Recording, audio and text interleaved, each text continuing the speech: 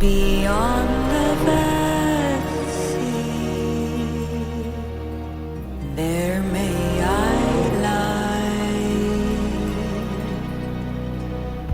Each day and night, thy quest is... Episode 3, The Long Night, Chapter 1.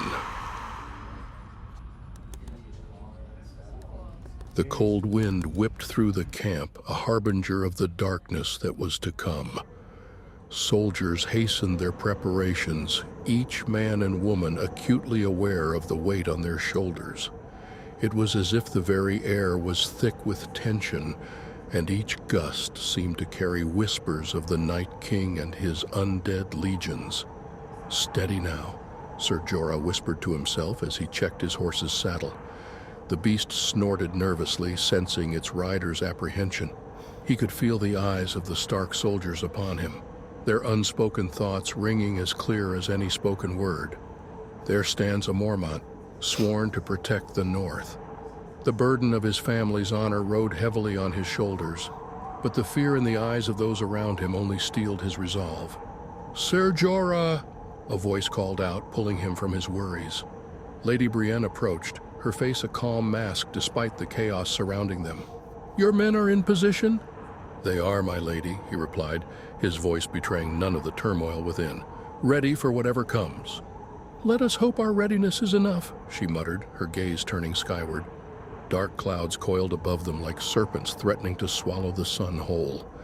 "I've never seen such darkness. It feels unnatural." "Perhaps because it is," Sir Jorah agreed grimly. "But we cannot allow fear to grip us. We must remain vigilant, for ourselves and for those who look to us for guidance." "Indeed," she offered him a nod of respect. "We will stand together, Sir Jorah, no matter what comes." "Thank you, Lady Brienne," he said, returning the nod. "May the old gods and the new grant us strength." Their words hung heavy in the cold air as they parted ways, each returning to their duties. As Sir Jorah walked through the camp, he couldn't help but notice the soldiers' hushed conversations and the worried glances thrown at the sky. "Damn this wind," a young archer muttered under his breath, shivering as he tightened his grip on his bow. "Be grateful for it, lad," an older soldier advised, clapping him on the shoulder. "It's better than facing the enemy in their realm of ice and snow." "Easy for you to say," the archer grumbled, but the words seemed to have some effect. His shoulders straightened ever so slightly, and a steely determination flickered in his eyes. Sir Jorah continued on, forcing himself to focus on the tasks at hand. There would be time for fear and doubt later, or perhaps not at all, if the Night King had his way. For now, there was only duty, and the hope that it would be enough to see them through the coming storm. The wind howled, battering the tents and banners of Winterfell's camp as the dark clouds advanced across the sky. Sir Jorah Mormont stood at the edge of a makeshift training ground, watching as soldiers diligently sharpened their weapons and checked their armor. Sparks flew from the whetstone as it kissed steel, reminding him of fireflies in a lost summer night. The sound of metal against stone grating in his ears, he knew deep down that each scrape could be the last one they ever made. "Sir Mormont," called out Commander Toland, approaching with a group of officers at his side. "We need your insight for our battle plans." "Of course," Sir Jorah replied, turning to face them as the wind threatened to steal away his words. Their faces were grave, etched with lines that spoke of exhaustion, stress, and determination. "Here is where we stand," said Commander Toland, unrolling a large parchment map of Winterfell and its surroundings, weighted down by stones at each corner.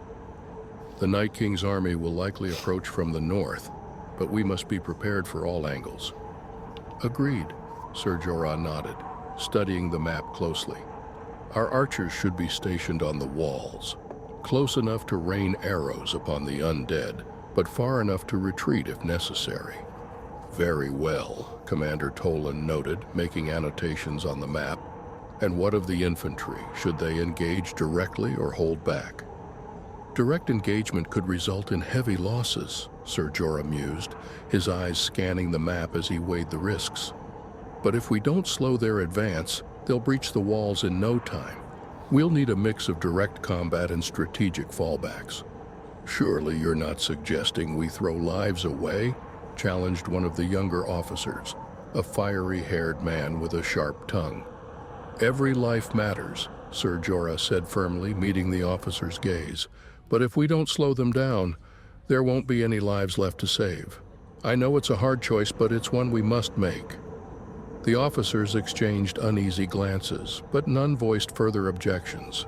They knew the gravity of their situation and understood that sacrifices would have to be made. As Commander Toland continued discussing strategies, Sir Jorah's thoughts wandered back to the soldiers sharpening their weapons, each one a testament to the fragile hope they all held on to. "Remember," he said quietly as the strategy session drew to a close, "we fight not just for our own survival, but for the future of Westeros. Every man, woman, and child who cannot fight relies on us to protect them." "Understood, Sir Jorah." Commander Toland nodded, his eyes filled with steely resolve. "We'll do everything in our power to hold back the Night King's forces." "May the gods watch over us all," Sir Jorah murmured, returning his focus to the preparations at hand. The cold wind bit into his bones, but the fire in his heart burned brighter than ever. The clamor of steel on steel rang out like a cacophonous symphony as Sir Jorah stepped onto the training grounds. He could feel the vibrations reverberating through his boots, the cold earth beneath him trembling with each clash of weapons. The air was thick with the scent of sweat and fear, an acrid mixture that stung his nostrils and made his heart race in anticipation. He watched as soldiers moved with precision and purpose, their breaths escaping invisible puffs of mist that hung in the frigid air. "Strike harder!" barked an instructor at one of the younger fighters, whose blade barely grazed his opponent's shield. "You won't even scratch the Night King's army if you don't put some force behind it." "Keep your formation tight," another called out as a group of archers practiced volley after volley, their arrows cutting through the sky like dark rain. "We need every shot to count when they come." Sir Jorah surveyed the scene, his eyes flicking from one well-disciplined unit to another. There was no room for error, not with the fate of Westeros lying squarely on their shoulders. As he walked among them, he offered quiet words of encouragement and advice, his presence bolstering their spirits. They were ready, he told himself, or as ready as they could be given the circumstances. "Sir Jorah," a familiar voice called out, drawing him from his thoughts. He turned to see Commander Toland approaching, his face etched with worry. "How do you think they'll fare?" he asked, his gaze sweeping over the soldiers as they continued their drills. "Better than any other force in Westeros, I should think," Sir Jorah replied, his tone both grave and proud. "But we can never truly know until the battle is upon us." "Indeed," the commander nodded solemnly, his eyes distant. "I pray we've done enough." "Prayers are well and good, Commander," Sir Jorah said, placing a hand on the man's shoulder. "But it's steel and courage that will win this battle. We must trust in our preparations, in our soldiers, and in ourselves." "Steel and courage," Toland echoed, his voice strengthening as he replayed Sir Jorah's words in his mind. "Yes, you're right. I'll not let doubt cloud my thoughts any longer." "Good," Sir Jorah replied with a hint of a smile, though it did not quite reach his eyes. "We need every ounce of determination we can muster." As the sounds of combat continued to fill the air around them, both men stood in silent camaraderie. They knew the odds were against them, but they also knew that giving in to despair would only hasten their doom. Steeling themselves for the trials ahead, they turned back to the task at hand, ready to face whatever darkness awaited them. The sun dipped lower in the sky, casting long shadows across the grounds of Winterfell as soldiers took a much-needed break from their rigorous training. Sir Jorah Mormont stood leaning against a makeshift wooden bench, his eyes darting from one group of resting soldiers to another, ensuring they remained vigilant even during these brief moments of respite. "Jorah," Toland called out as he approached, wiping sweat from his brow with the back of his hand. How are they holding up? Better than I had hoped, Ser Jorah admitted, nodding towards a cluster of men sharing a waterskin. They're tired, but they know how vital their role is in the coming battle. Good, Toland replied, his gaze flitting over the weary faces around them. We can't afford any weak links. Indeed, Ser Jorah agreed, his mind racing through potential strategies and contingencies. In the distance, support staff worked tirelessly, preparing the evening meal for the hungry troops. The smells of roasting meat and freshly baked bread wafted through the air, mingling with the scent of sweat and leather. Healers moved among the soldiers, tending to cuts and bruises, their hands deft and efficient as they applied salves and wrapped bandages.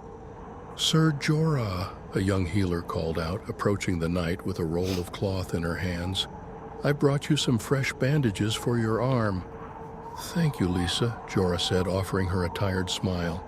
As she carefully replaced the soiled bandages with clean ones, he couldn't help but think of the burdens shouldered by each person within Winterfell's walls. They all played their part, and he only hoped it would be enough. Every little bit helps, Lisa murmured, echoing his thoughts as she finished securing the bandage. We'll be ready for them, Ser Jorah. Your confidence is heartening, he replied, his eyes meeting hers briefly before returning to the soldiers scattered across the yard. Have you seen any signs of the Night King and his army? Lisa asked, her voice barely above a whisper. Nothing yet, but we must remain vigilant, Ser Jorah said, his chest tightening at the thought of the impending battle. The darkness will be upon us soon enough. Then we'll face it together, Toland interjected, his voice strong despite the exhaustion etched on his features.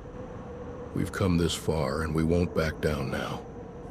Steel and courage, Ser Jorah murmured, repeating the words that had bolstered him earlier. His gaze swept over the weary faces of the soldiers, taking note of their determination. That's all we have, and that's all we need. As the sun dipped below the horizon, casting the camp into shadows, Ser Jorah Mormont stood tall among the men and women of Winterfell. Together, they would face the coming storm, armed with steel and courage, praying that it would be enough to see them through to the dawn. As Ser Jorah Mormont walked through the dimly lit streets of Winterfell, the distant clang of metal and murmurs of soldiers sharpening their weapons served as a constant reminder of the impending battle. The air was thick with tension, yet the people of Winterfell carried on with steely determination. Ser Mormont, called out a familiar voice, momentarily breaking him from his thoughts. He turned to see old Maester Tymon limping toward him, leaning heavily on his ornate walking stick. How go the preparations? Soldiers are readying themselves. Weapons are being sharpened, and armor is being checked, Ser Jorah replied, his voice steady. We're doing all we can. Indeed, Tymon nodded, concern etched across his wrinkled face. But we mustn't forget our fellow Winterfell residents. They need our guidance and support now more than ever. True, Jorah agreed, his gaze drifting over the bustling townsfolk. Families worked together to stack sandbags around their homes, while others boarded up windows or gathered whatever supplies they could carry. Ser Jorah, I've been thinking. Timon hesitated, swallowing hard before continuing. We've faced many battles before, but this feels different. Every battle carries its own weight, Ser Jorah acknowledged quietly. But we will face this challenge with the same courage and determination that has seen us through countless others. Have you ever been this afraid? Tymon's voice cracked with emotion as he locked eyes with Ser Jorah. Times like these test even the bravest among us, Jorah confessed, his own apprehension surfacing. We must hold on to hope. It's the one thing that can keep us going when fear threatens to consume us. Hope, Tymon echoed, a soft smile creeping onto his face. Yes, hope is our strongest weapon. Spread that message, Maester Tymon, Ser Jorah urged. Remind everyone from the smallest child to the eldest elder that we must stand together and hold on to hope. Of course, Ser Jorah, Tymon nodded before shuffling away, leaving Jorah to continue his patrol. As he walked, Jorah listened to hushed conversations around him, noticing how words of hope and unity were already spreading like wildfire. Each person seemed to draw strength from the collective determination, preparing themselves for whatever fate awaited them. "Sir Jorah!" shouted a young boy, no older than 10, running up to him with a makeshift wooden sword in hand. "I'm ready to fight the Night King. I'll protect my family." "Your bravery is commendable," Jorah praised, ruffling the boy's hair gently.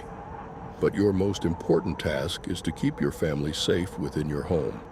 You can be their guardian while we face the enemy on the battlefield." "Promise you'll defeat him, Sir Jorah?" the boy asked, eyes wide with a mix of fear and hope. "Promise," Sir Jorah replied, offering the boy a reassuring smile. And though the weight of that promise weighed heavily upon him, he knew that hope was their only chance at survival.